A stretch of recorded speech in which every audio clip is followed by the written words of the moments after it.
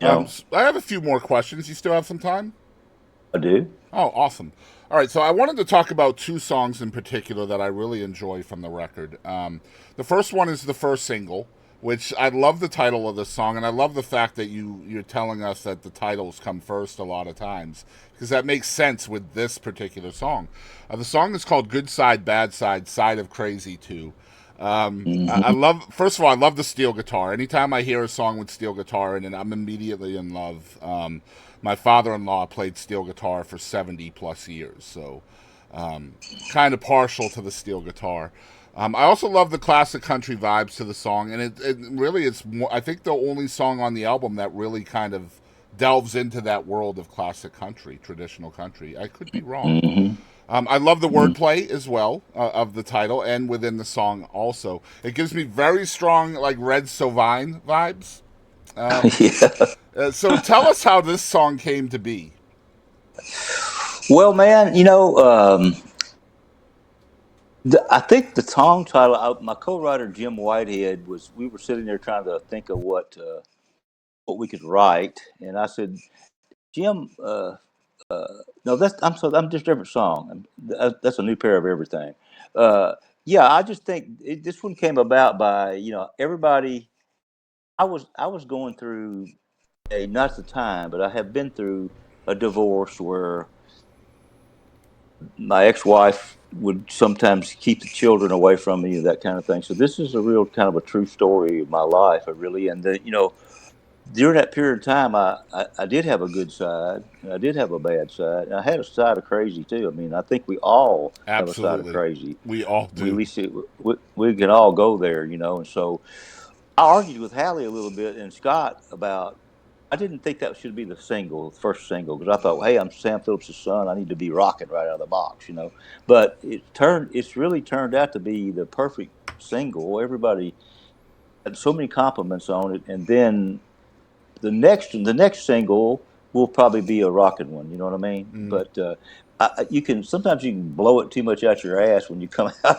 First you can blow the whole thing on the first song, and then you can't. Where do you go from there? It's And brilliant, a brilliant choice, just because I think it showcases your voice, just the timbre in your voice, and I think the first single of a record has to drag people into the record. I mean, it's literally the opening match, right? Going back to wrestling, if the opening match isn't any good, people aren't going to want to come to the show. So, they're not coming back. um, And that recitation thing is not the easiest thing in the world to do, but of it course. just on this song it just came really easy for me because I was just telling my basically my life, not my life story, but a portion of my life Well, it's story. it's absolutely beautiful, and it definitely does the Yeah. job it's meant to do to drag people into the album. Man, it's just so well done. Such a great tune. Just Thank you. kudos, man. I want to talk about one other song on the record, just because it does have somewhat of a Texas connection, and I am in Texas. Have a lot of Texas fans here in the Lone Star State. There is a song on the record called 24/6 Not 7, which was co-written by Austin legend Dale Watson. I would love to hear the how this song came to be, and I absolutely love the wordplay in this as well. Just so clever in your phrasing and all of that. Well, man, Dale was in our studio B working with Matt Rossbang one day. They were mixing some stuff that he had cut at our studio, and I was in the A studio working writing this particular song. And everybody needs a break every once in a while, from their wife or whatever. But in this particular song, it's about your girlfriend or your significant other. It's 24/6, not 7. I love you, but I need a little bit of a break. So I was kind of hung up a little bit on that song, and I went back where Dale was. I said, "Hey, man," he was just happened to be taking a break. I said, "Can you come in here and maybe help me finish this song?" Because Dale's an excellent songwriter. I mean, Absolutely. Oh my he can gosh. write some stuff driving down the road. But anyway, he came in there, and really we worked about, I would say, 45 minutes maybe at the most on that song, and he came up with some really good lines for it, and it turned out to be one of my favorite songs. And everybody goes, yeah, 24/6 not 7, man, that's the way I feel. I feel Hmm. that way about my romance, about my life, about my wife. But I love her, but gee, I need a break every once in a while. and so that's how that came. And that song wouldn't have turned out nearly as good as it did had Dale Watson not been involved with it. That's for sure. I mean, just the fact that there is a Dale Watson, Jerry Phillips song on this planet, as a music fan, that just, man, that tugs at my heart so much. It makes me so happy. And for it to be such a great song as well. Well, great, man. That makes me feel good. Dale's a really good friend of mine, and he takes a stance for what he believes in. And believe me, he wouldn't have. I didn't ask him to sing on this thing because I just didn't want. Uh, I didn't think a solo album needed to have a bunch of people, different singers on it, other than me. Mhm. But uh, maybe someday I mean, he would have been great on it. There's no doubt about it. But it just didn't happen that way. Hey, just an idea. It, Maybe you do some like the best of the Sun record years and have a bunch of artists come in and do tributes of yeah, songs that your dad produced back in the day. That would be yeah. cool, right? Well, that duet thing has been done a lot, really. People coming in, and that's it's still going on in Nashville. And I love Nashville. Don't get me wrong, but Yeah. they're still pairing these people up, and Mm. I don't think it's for the music. I think it's for the money. I'm not You necessarily know? talking a duet either. Just have one artist on each Oh yeah, song. You yeah, know. yeah. Um, I agree. I Yeah. agree. So Yeah, Dale, I'm a big fan of Dale Watson's. I've been. He owns a venue in Marshall, Texas, that I've actually done an interview at. I have not been fortunate enough to meet him yet, but I've met his wife Celine, and man, I would love to they're interview him. they're great people. I went last summer, not this, but a year ago, to Marshall, Texas, to Yeah. see him. I stayed out there about 3 or 4 days, and we had a great time. And then that was right before he did his first boogie woogie. Um, That place is great, what's it? isn't it? That venue Yeah, he's got man. out there. He does that. He does a concert. I mean, a boogie woogie. Yeah, Boogie woogie was invented in in Marshall, Marshall. Texas. That's That's what right. the yeah. Yep. And so he now Dale takes advantage of everything. Not advantage, but he's smart. Like I said, when I'm thinking of what I think I might want to do, I always ask myself, and this is true now. What would Dale Watson do? Because he's into everything, man. Yep. He tours all the time. It's He all bought over the place. He never sits all still. over the place. And he bought Hernando's Hideaway in Memphis, which was the place that Jerry Lee Lewis hung out. Johnny Hmm. Cash, Elvis played there. I mean, he's very much into the history of music and loves it. And his Ameripolitan thing is basically, I don't know if you want to say giving the middle finger to current type country, but It he absolutely don't is. care. I think it is. You know, Absolutely. yeah, I think it is too. And And he's just big pretty. news, they just announced that the next awards is going to be on TV, so it's been picked I up by a saw T. that. Yeah, that's. I saw that. Had they not already done that? I don't think Not so. been No, I shown? think it was Yeah, only ever streamed um, yeah, before, yeah. so that's good Oh news. no, I'm saying, but it hasn't been shown that the last first. I thought it was just maybe shown last Thursday or something, but I may be wrong about Yeah, I that. don't know. It could have been. I don't know, I've dude. slept since then. So, Yeah, so good, is good. there a plan to support the record with live shows? There is. I don't know exactly what that plans. I know that we've there's been talk of going to Europe and talk of going to Spain because I played in the Rockabilly Festival over there several years ago with the Planet Rockers, Sonny George and the Planet Rockers. I don't know if you ever heard of them or not, but Hmm. um, they treated me really nice because of who I was.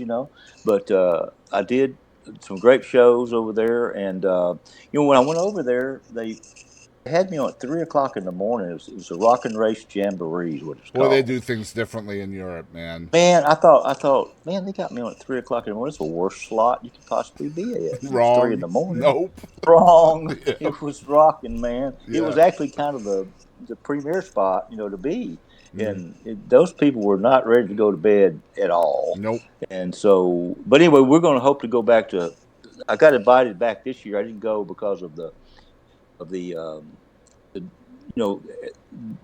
COVID had been around, and I had read somewhere where airplane pilots were like they were getting second string pilots to fly overseas and stuff. So I just said Mm. I'm not going yet. But I was invited back, and I'm going to go back. But yeah, I just I'd like to take the guys that played on my record with me, but they're touring with other people right now, Mm. and that may not be possible. But I really like those players. They're really fine players, every single one of them. and I think they can work me into their schedule. I'm not planning on going on a 300-day tour or anything. You know what I mean? Yeah. But I do want to play, but I don't want to play the Pizza Hut. You know what I mean? Yep. Uh, but not that there's anything wrong with that, but that's really not what I want to do. I want to, go to the places where they'll appreciate what we're doing, and those European people, man. I mean, they really like music from Memphis. They do. They love indie Just a, music in Europe, man. I yeah, wish I wish America could pick up on that a little bit more. It's happening more now, obviously, where indie music is shining through, but it's just such an oversaturation of indie music now that it's hard to, man, like it's just hard to hear the good stuff now, right? I mean, really is. It really is. everybody's DIY and everybody can upload to Spotify. And I mean, man, there's some really bad music on Spotify. You got to pick through a Well, lot of. man, it costs a lot to go into a studio and record a record. I understand that, I really Yeah, do. But these home studios, are you can get some of it's good. I mean, but you can get you can fool yourself into thinking that I'll I'll I'll do one instrument at a time or whatever. You know what I mean, and come out with a record that has any feel to it. But it's not cheap to go into a studio, rent the studio, pay the musicians, have the records pressed. I mean, it's a lot of money involved in here, so it's not something that everybody wants to do. And if the studio business itself is difficult just by the nature of what it is. and that's Uh, just one aspect of it too. When you're talking about expense, then you got radio, then you got promotion, then you got tours, then you got travel. Then I mean, there's so much money yeah, needed just to be successful on one record. You yeah. know. Well, there's a saying that records don't escape. You know, I say that a lot to people when they go, "Oh man, the record you're so cool. You're in the music business. Isn't that great? Isn't that fun?" And yeah, it is too. But they think that you go in the studio and you cut something and you just hand it over to the radio world and they'll play it. And now radio is significant still. It really Yeah. is. But there's all these other things. Your damn telephone. You know what I mean? You Mm-hmm. got everything you want on your phone. You used to have to call. I'm not trying to be throwback, but you used to, and you still do sometimes. But you have to call the disc jockey and say, "Hey, could you play that Jerry Phillips song?" Yep. Instead of just going and downloading it or listening to it on Spotify or Now you're whatever. emailing it over and then praying, right? Yeah, Yeah. yeah. Man, I And heard so, somebody on Twitter last night. They posted most musicians are wealthy. Okay, they said this on Twitter, and I'm not going to talk about the context that it was written in, but I just responded with, yeah, when you start your argument with quote most musicians are wealthy unquote, you have lost all credibility on the internet. Please turn it off and never come back again. good for you. Good for you. Because that's the truth, brother. It really Yeah. is. In It really fact, is. I mean, I know a lot of musicians. I don't think I know one that is wealthy. Well, if it's like making the NFL or something. I mean, Yeah, there's only a few people that are going to make it. That's the fact. that's right. That's right. Just And because there's the a lot of ones people you out there. know about might be wealthy doesn't make that most musicians. But Well, I'm man, we're in a publishing business also. We own songs, and had never heard the term micro penny until I saw it on a royalty check.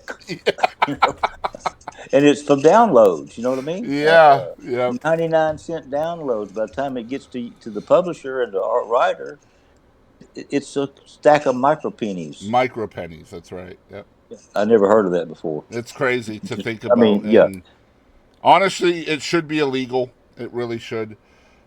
I agree. But that's a completely different can of worms.